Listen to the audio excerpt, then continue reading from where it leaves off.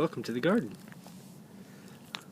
I've stopped here in front of these little ground cover because they've sprung up on their own and they're super low, and they're obviously pretty tough because this is a heavily trafficked area and they're still managing to grow in these stones. And I've undertaken a sort of quest to get rid of all our wood chips and to replace them with native ground cover in a sort of living mulch. So I want to take things like this, really take note of this shape, because you may see it in other parts of the garden and you might pull it as a weed, but if you use it to your advantage, then you won't need to buy wood chips, and it's going to be a really nice low maintenance, never have to water it,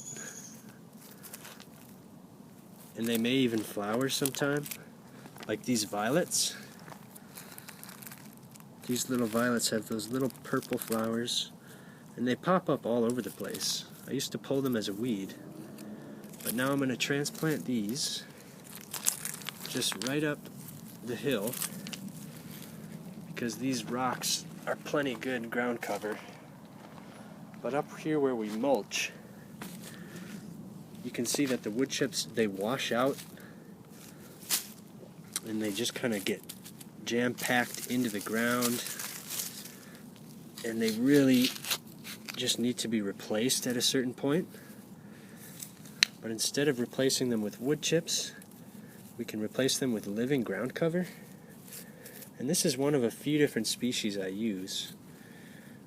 If you watched the video earlier this summer, there's a little one that has like a white waxy sap, but it spreads like crazy. That's one of the real benefits.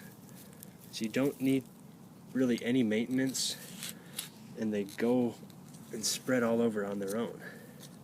So I won't have to buy any ground cover. I won't have to buy mulch.